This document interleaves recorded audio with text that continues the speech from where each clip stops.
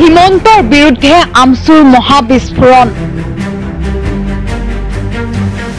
মুখ্যমন্ত্ৰীৰ বিৰুদ্ধে গৰজি উঠিল আমচু মুখ্যমন্ত্ৰী হিমন্ত বিশ্ব শৰ্মা কোন আৰু মুখ্যমন্ত্ৰী যদি কোন মই প্ৰশ্ন কৰো যে মুখ্যমন্ত্ৰী কোন পেটৰ ভাত কহা এগৰাকী ব্যক্তি হৈছে মুখ্যমন্ত্ৰী হিমন্ত বিশ্ব শৰ্মা মুখ্যমন্ত্ৰী এজন হিটলাৰী শাসক স্বৈৰাচাৰী শাসক মানুহৰ লৰা ছোৱালীৰ মুখৰ ভাত কাঢ়ি লোৱা মুখ্যমন্ত্ৰী হিমন্ত বিশ্ব শৰ্মা মানুহৰ ঘৰ ভাঙি দি মানুহক বেঘৰ কৰা মানুহ এইবাৰ মুখ্যমন্ত্ৰী হিমন্ত বিশ্ব শৰ্মাৰ বিৰুদ্ধে গৰজি উঠিছে আমচুৰ নেতা মুখ্যমন্ত্ৰীয়ে উচ্ছেদ কৰিবলৈ ক্ষমতা পাইছে কিন্তু মুখ্যমন্ত্ৰীয়ে মনত ৰখা উচিত ক্ষমতাই সৰ্বোচ্চ নহয় গণতান্ত্ৰিক দেশত 5 বছৰৰ বাবে মুখ্যমন্ত্ৰী নিৰ্বাচন কৰা হৈছে মুখ্যমন্ত্ৰীয়ে যদি ভাবিছে 60 বছৰ চৰকাৰী চাকৰিৰ দৰে মই ৰাজত্ব কৰিম তেন্তে মুখ্যমন্ত্ৰীয়ে মূৰ্খ ৰাজ্যত বসবাস কৰি আছে মুখ্যমন্ত্ৰীয়ে উচ্ছেদ কৰিছে এইটো মুখ্যমন্ত্ৰী ক্ষমতা পাইছে আৰু মুখ্যমন্ত্ৰী এটা কথা মনত ৰখা উচিত ক্ষমতাই সৰ্বোচ্চ নহয় গণতান্ত্ৰিক দেশ এখনত মানুহে 5 বছৰৰ কাৰণে মুখ্যমন্ত্ৰী নিৰ্বাচন কৰে গতিকে মুখ্যমন্ত্ৰী যদি ভাবিছে যে তেওঁৰ এটা চাকৰি কাল 60 বছৰ তেওঁ ইয়াত ৰাজত্ব কৰিব 60 বছৰৰ পাছত ৰিটায়াৰ্ড হ'ব তেনে মই ভাবো যে মুখ্যমন্ত্ৰীয়ে মূৰ্খ ৰাজ্যত বসবাস কৰি আমচু কোন বুলি সোধাৰ অধিকাৰ নাই মুখ্যমন্ত্ৰী ডক্টৰ হিমন্ত বিশ্ব শৰ্মাৰ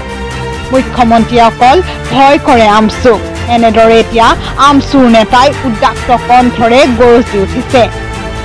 আৰু তেওঁলোকে উল্লেখ কৰিছে যে আমিহে প্ৰশ্ন কৰিম মুখ্যমন্ত্ৰী কোন মুখ্যমন্ত্ৰীয়ে পেটৰ ভাত কাঢ়ি খোৱা মানুহ এজন হৈছে মুখ্যমন্ত্ৰী হিমন্ত বিশ্ব শৰ্মাৰ বিৰুদ্ধে এইবাৰ তুলাধুনা মন্তব্য কৰিছে আমচুৱে উদ্দাক্ত কণ্ঠৰে গৰজি উঠিছে এইবাৰ মুখ্যমন্ত্ৰীৰ বিৰুদ্ধে মুখ্যমন্ত্ৰীয়ে উচ্ছেদ কৰিছে এইটো মুখ্যমন্ত্ৰী ক্ষমতা পাইছে আৰু মুখ্যমন্ত্ৰী এটা কথা মনত ৰখা উচিত ক্ষমতাই সৰ্বোচ্চ নহয় গণতান্ত্ৰিক দেশ এখনত মানুহে 5 বছৰৰ কাৰণে মুখ্যমন্ত্ৰী নিৰ্বাচন কৰে গতিকে মুখ্যমন্ত্ৰী যদি ভাবিছে যে তেওঁৰ এটা চাকৰি কাল 60 বছৰ তেওঁ ইয়াত ৰাজত্ব কৰিব 60 বছৰৰ পাছত ৰিটায়াৰ্ড হ'ব তেনে মই ভাবো যে মুখ্যমন্ত্ৰীয়ে মূৰ্খ ৰাজ্যত বসবাস কৰি আছে আৰু মুখ্যমন্ত্ৰীয়ে আমচু কোন কোৱাৰ কথাটো আচলতে নৈতিক অধিকাৰ নাই কাৰণ মুখ্যমন্ত্ৰীয়ে ভয় আমচুকে খায় মুখ্যমন্ত্ৰী যদি আজি অসমত ভয় খায় সেই আমচুকে খায় যাৰ কাৰণে তেওঁ আমচু কোন শব্দটো ইউজ কৰিছে কাৰণ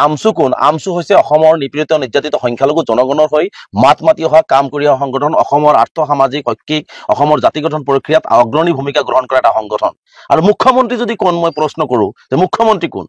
একেপথে অসমৰ প্ৰতিজন মানুহে ক'ব যে মুখ্যমন্ত্ৰী এজন হিটলাৰী শাসক স্বৈৰাচাৰী শাসক মানুহৰ লৰা ছোৱালীৰ মুখৰ ভাত কাঢ়ি লোৱা মুখ্যমন্ত্ৰী হিমন্ত বিশ্ব শৰ্মা মানুহৰ ঘৰ ভাঙি দি মানুহক বেঘৰ কৰা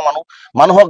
ৰাতাৰাতি ৰাস্তাত পেলাই দিয়া হৈছে ব্যক্তিজন হৈছে মুখ্যমন্ত্ৰী হিমন্ত বিশ্ব শৰ্মা ডাঙৰীয়া গতিকে আমি আমচু কোন কলে বুজি পাব যে এইটো সামাজিক সংগঠন সামাজিকভাৱে দায়বদ্ধ আৰু সমাজৰ কাৰণে কাম কৰে কিন্তু মুখ্যমন্ত্ৰী কোন বুলি প্ৰশ্ন কৰাৰ লগে লগেই কিন্তু ইয়াত প্ৰশ্ন আহিব যে এইজন মুখ্যমন্ত্ৰী হিটলাৰী স্বেচ্ছাচাৰী শাসক আৰু এনেকুৱা ধৰণে নিৰহী ভাৰতীয় নাগৰিকক ৰাতাৰাতি ঘৰবাৰ বলডোজাৰ দি ক্ষমতাৰ বল দেখুৱাই শক্তি দেখুৱাই লৰা ছোৱালীক বেঘৰ কৰা স্কুলৰ শিক্ষাৰ পৰা বঞ্চিত কৰা বিবিধা পিতৃ মাতৃক চকুৰ পানী মাটিত পেলোৱা মানুহৰ ঘৰ ভাঙি মানুহক ৰাস্তাত পেলাই দিয়া সেইজনে হৈছে মুখ্যমন্ত্ৰী এটা অন্যায়কাৰী শাসক গতিকে মুখ্যমন্ত্ৰী ডাঙৰীয়াই আমচু কোন প্ৰশ্ন কৰাৰ নৈতিক অধিকাৰ মুখ্যমন্ত্ৰী নাই আৰু মুখ্যমন্ত্ৰী এই কাৰণে প্ৰশ্ন কৰিছে মুখ্যমন্ত্ৰীয়ে আমচুৰ আন্দোলনে ভয় আমচুৱে আন্দোলন কৰি যাব আপোনাৰ ক্ষমতা আজি আছে আপুনি উচ্ছেদ কৰিছে আপোনাৰ ক্ষমতা আছে আপুনি আজি বলডোজাৰ চলাইছে কিন্তু এটা কথা মুখ্যমন্ত্ৰীয়ে মনত ৰখা উচিত যে মুখ্যমন্ত্ৰী কিন্তু চকীখন চিৰস্থায়ী নহয় এদিনাখন আপুনি এই চকীখন এৰিব লাগিব অসমৰ ৰাইজে কিন্তু এই চকীখনৰ পৰা আপোনাক এদিনাখন নমাব গতিকে তেনে অৱস্থাত মুখ্যমন্ত্ৰীয়ে এনেকুৱা দম্ভ অহংকাৰী আৰু হিটলাৰী যি শাসন যন্ত্ৰ চলাইছে এইবোৰ মুখ্যমন্ত্ৰীয়ে বন্ধ কৰক অন্যথা কিন্তু অভিশাপ লাগিব চৰকাৰখনৰ অভিশাপ লাগিলে কিন্তু সেই অভিশাপ কিন্তু এই চৰকাৰখন দগ্ধ হ'ব আৰু চৰকাৰখন নিমিষতে শেষ হৈ যাব গতিকে মই আহ্বান জনাইছো মুখ্যমন্ত্ৰী ডাঙৰীয়াক মানুহৰ দৃষ্টিৰে চাওক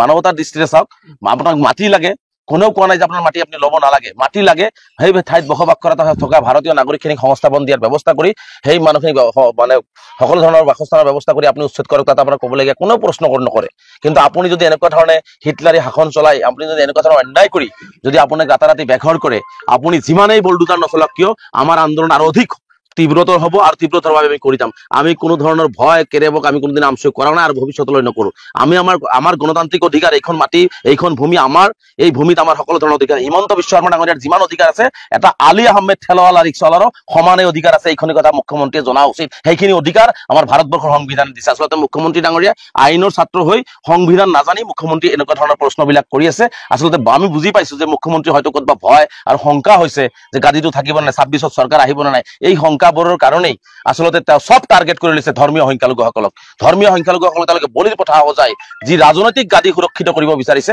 মই ভাবোঁ যে মুখ্যমন্ত্ৰীৰ এই ধৰ্মীয় সংখ্যালঘুসকলক টাৰ্গেট কৰাটোৱে মুখ্যমন্ত্ৰীৰ আটাইতকৈ কাল হ'ব, চৰকাৰখনৰ আটাইতকৈ কাল হ'ব বুলি আমি বিশ্বাস কৰোঁ আৰু অসমৰ ৰাইজে ইয়াৰ যোগ্য প্ৰত্যুত্তৰ দিব।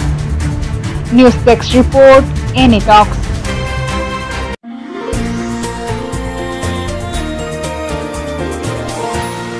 এনি টক্স, সোঁতৰ বিপৰীতে ৰাইজৰ স্বাৰ্থত।